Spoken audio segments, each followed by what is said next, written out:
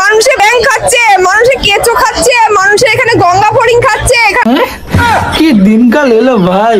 ভাই এটা তো সামান্য, যেখানে মানুষ মানুষকে আজ খেয়ে নিচ্ছে, মানুষ মানুষকে মারতে দ্বিধাবোধ করছে না, মেরে তার রান্না করে করা হয়ে যাচ্ছে ভাই, সেখানে তো এটা সামান্য। আসলে কাকড়া বিছে সাপ খেয়ে নিচ্ছে। ও মাই গড। হ্যাঁ বুঝেছি, অনেক ন্যাকামো করেছো, ঠিক আছে, ভিডিওর লেন্থ বাড়ানোর জন্য অনেক ন্যাকামো করেছো, এবার একটু বন্ধ করো। দেখো এর আগের দিন আমি চিংড়ি মাছ এনেছিলাম, বলেছিলাম চিংড়ি মাছের পদে যদি কাঠি ঢোকানো যেত। আমি সবকিছু হারিয়েছিলাম, তখন বুঝতামই না যে। হে হোয়াটস ফ্যামিলি, কেমন আছো সবাই? বেসিক্যালি আজ কথা বলবো ইনস্টাগ্রামের কিছু নোংরা মেয়েদের নিয়ে। হ্যাঁ, যাদের কাজগুলো দেখার পর তোমাদের অলরেডি রাগ তো উঠবেই, তার সাথে সাথে গালি দিতেও ইচ্ছা করবে। তো চলো বেছে নাও ওকে ভাট, লেটস স্টার্ট। দেখো এর আগের দিন আমি চিংড়ি মাছ এনেছিলাম। হ্যাঁ সবই তো ঠিক আছে, বলছি কি ওরকম বসার কি খুবই দরকার আছে? বলেছিলাম চিংড়ি মাছের পদে যদি কাঠি ঢোকানো যেত তাহলে কত বড় বড় লাগতো। না বলছি কি চিংড়ি মাছের পদে না গুজে নিজের পদে গুজে না। তাদেরকে আমি বলতে চাই, দেখতে পাচ্ছ যদি কাঠি ঢোকাতাম তাহলে এত বড় লাগতো। ভাই এদের মতো কিছু নোংরা মেয়েদের দেখলে না, সত্যি কথা বলতে ভিডিও বানানোর ইচ্ছেটাই চলে যায়। যে ভিডিও বানাচ্ছি নিজের একটা কেমন খুব গালি দিতেও ইচ্ছা করে। হ্যাঁ সত্যি বলছি, কারণ এদেরকে না গালি দিলে না সত্যি এরা শুধরাবে না। তাদেরকে আমি বলতে চাই, দেখতে পাচ্ছ যদি কাঠি ঢোকাতাম তাহলে এত বড় লাগতো। না না বেশি কাঠি ঢোকাতে হবে না, এমনিতেই বড় বড় লাগবে।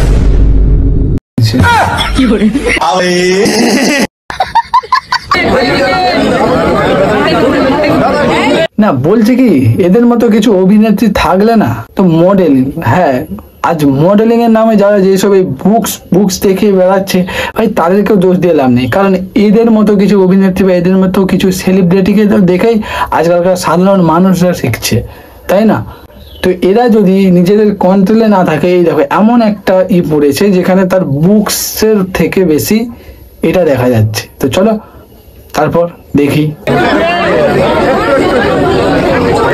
বলছি ভাই বয়সটা তো অনেকটাই হয়েছে তাই না, কিন্তু এদের মতো কিছু মানে অভিনেত্রী থাকে ভাই, এদের ছ্যাবলামোটা যাবে না।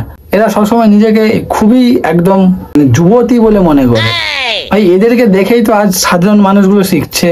যেমন আমি হয়তো একটা ভিডিওতে বলেছি, বা তোমরা একটা জিনিস দেখবে, হয়তো তোমরা বিষাক্ত ছেলেকে চেনো, হ্যাঁ ভালো করেই চিনবে। তো তিনি প্রোটেস্ট করেছে যে মডেলিং এর নামে যেসব আজ চলছে ভাই, এইসবের কারণে কিন্তু এরাই দোষী, এদেরকে দেখেই শিখছে। সঠিক বলেছেন।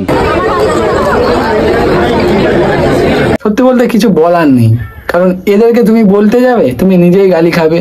কারণ অভিনেত্রী সেলিব্রিটি বলতে কথা, তাই না? এরা যতই দোষ করুক যতই ভুল করুক না কেন, এদের কোনো সাজা হয় না বা কোনো কিছু কেউ বলাই যাবে না, উল্টে তোমার উপর দোষ চলে আসবে। আসলে আমরা এমন একটা সমাজে বাস করছি না, যেখানে তুমি ভুল জিনিসটা তুলে ধরতে যাবে তুমি তার কাছেই খারাপ হবে, এটাই সত্যি। আরে দিদি পেট্রোল পাম্পে কি হচ্ছে এসব ভাই? তুমি কোথাও শান্তি পাবে না, যেখানে যাও না কেন এই দেখো পেট্রোল পাম্পে গিয়েও ভিডিও বানাচ্ছে। তা আগে তেলটা ভরো।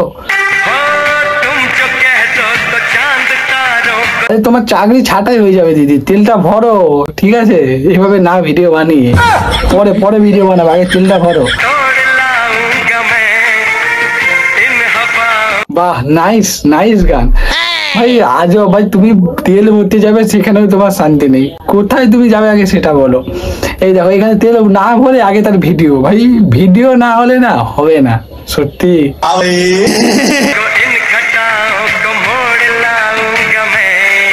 আমি কনফার্ম পুরো চাকরি খুব তাড়াতাড়ি ছাঁটাই হবে। হ্যাঁ তো চলো নেক্সট, তারপর কি হচ্ছে দেখি। এই নাও কি রে ভাই, মহিষাসুর আবার এখানে উদয় হয়েছে কি করে? তোরা নাকি ভাত খাচ্ছিস না, ভাত বেড়ে রেখেছে তোর মা বলছে। এই কি ভাত খাচ্ছি না বলছে? এই বাড়াটা মানে খুন্তিটা দেখাস না ভাই, তো পুঁজে পাবলিকরা গুঁজে দেবে। তোরা সবাই ভাত খেলে নইলে তুলে নিয়ে আসবো। তাই বলছি কি ভাই তোর বোটা চিপে দেবো। পুজো আর কাটাতে পারবি না ভাই, দুর্গাপূজার কাটাতে চাই না, তোর বোটা চিপে দেবো। তারপর কথা বলবো কিছু ন্যাকাও মার্কা ক্রিয়েটরকে নিয়ে। ভাই যাদের কোনো কিছু হলেই ক্যামেরার সামনে এসে কান্নাকাটি করে সিম্পাথি গেইন করো, তার মধ্যে এরা হচ্ছে 2 নম্বর। যখন আমি সবকিছু হারিয়েছিলাম তখন বুঝতামই না যে হ্যাঁ ভাই সবই ঠিক আছে, সবই ঠিক আছে ভাই, এত কান্নাকাটি করার কি আছে? তাছাড়া কি ক্যামেরা অফ করে কি কান্না করলে হয় না ভাই? সবটাই কি ক্যামেরার সামনেই কান্না দেখাতে হবে? হ্যাঁ আজব। নিজের বাড়ি না থাকার যে কি কষ্ট আজকে আমি করতে এ ভাই একটু তো জল খা, অনেক ন্যাকামো করেছিস, অনেক সিম্পাথি গেইন করেছিস, একটু জল খা, জল খেয়ে বল আর স্বস্তি বোধ করে তারপর বল, শুনি তোর ব্যাপারটা কি। तो चलिए शुरू करते हैं। নিজের বাড়ি না থাকার যে কি কষ্ট আজকে আমি তো যাই হোক আমি ভিডিওর মধ্যে পড়ে যাচ্ছি, আমি তার আগে তোমাদেরকে কিছু কথা বলতে চাই। ভাই এই দেখেছো যে এদের মতো কিছু মেয়েরা, তার প্রমাণ হচ্ছে এরা। আচ্ছা ওখানে ব্লার করার কোনো কারণ নিশ্চয়ই আছে, অবশ্যই আছে, তোমরা সেটা বুঝেছো। আচ্ছা তোরা যদি সেই ব্লারই করবি তো এভাবে ড্রেস পরাস কেন? মান সম্মান নেই নাকি?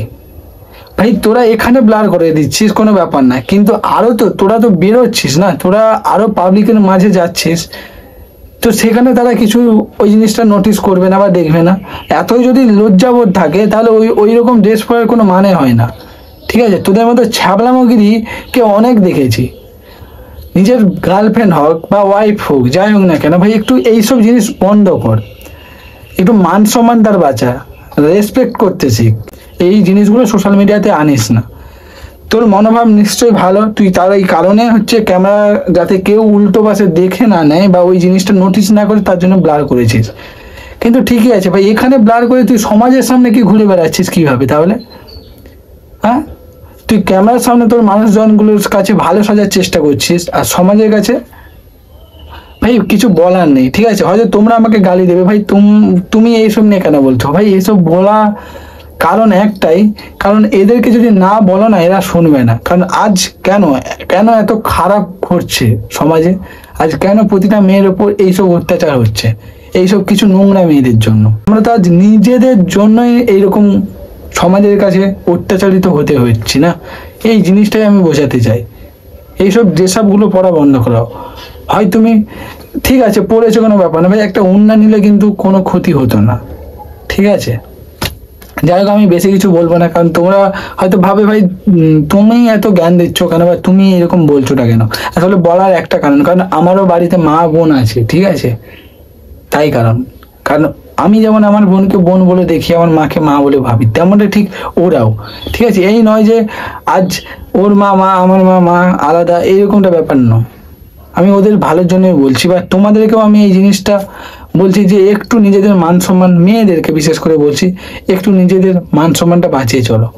আমার ভুল হয়েছে, ক্ষমা করে দেন। মিঠুন এভাবে কান্না করছে কেন জানো? কারণ আজ আমরা আমাদের দেখা সব থেকে বড় স্বপ্নটা পূরণ করতে পেরেছি। ঠিক আছে না, অনেক জ্ঞান শুনে নিয়েছি, অনেক সিম্পাথি গেইন করে নিয়েছো, তো চলো তারপর নেক্সট দেখি কি চলছে।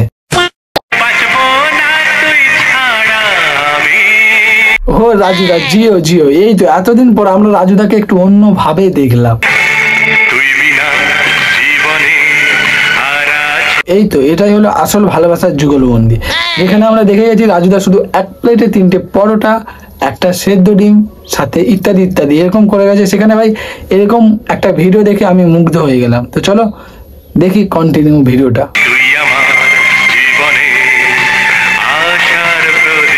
যাই হোক মন থেকেই ভালো লাগলো যে এরকম একটা ভিডিও দেখে। তো চলো রাজুদা এগিয়ে যাও, আর যতটা পারবে একটু নিজের মান সম্মানটা রাখার চেষ্টা করবে। কারণ মানুষকে যখন একটা তুমি এই জায়গায় থেকে এই জায়গায় উঠিয়ে দেবে না, তখন তার মধ্যে অনেক চেঞ্জেস আসে। সেটা হয়তো তোমরা অনেকেই দেখেছো, বা তার মধ্যে একটা এক্সাম্পল হিসাবে আমি ইউজ করছি যে বাঘা যতীন ফোনপে পরোটা। ভাই সে নিজেকে মনে করে অনেক কিছু, সে নিজেকে মনে করে দাদা, নিজেকে মনে করে শাহরুখ খান, হ্যাঁ নিজেকে মনে করে আম্বানি। সেটা তোমরা হয়তো তার ভিডিওর মধ্যেই দেখতে পাও। ভাই যে মানুষকে সম্মান করতে জানে না, সে নিজেকে অনেক কিছু মনে করেও বেশি উপরে উঠতে পারবে না ভাই, ওর পতন তো ঘটবে, তার জন্যই অপেক্ষা। তো চলো নেক্সট। দিনকাল এলো ভাই, মানুষে ব্যাং খাচ্ছে, মানুষে কেঁচো খাচ্ছে, মানুষে এখানে গঙ্গা ফড়িং খাচ্ছে। কি দিনকাল এলো ভাই!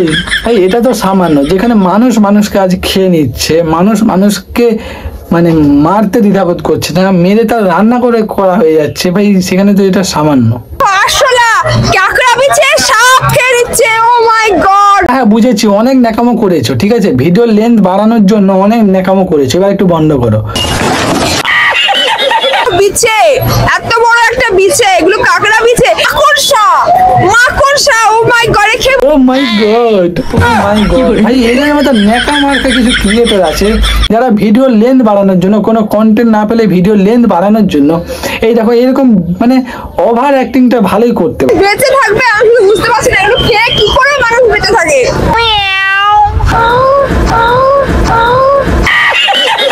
তো চলো আর বেশি কথা বলবো না, ভিডিওটা এই পর্যন্ত। ভিডিওটা কেমন লাগলো অবশ্যই লাইক কমেন্ট শেয়ার করে জানাবে, আর কোন পার্টটা ভালো লেগেছে অবশ্যই জানিও। আর তোমাদের একটু সাপোর্ট, একটু ভালোবাসা আমাকে ভিডিও বানানোর জন্য অনেকটা মোটিভেট করে।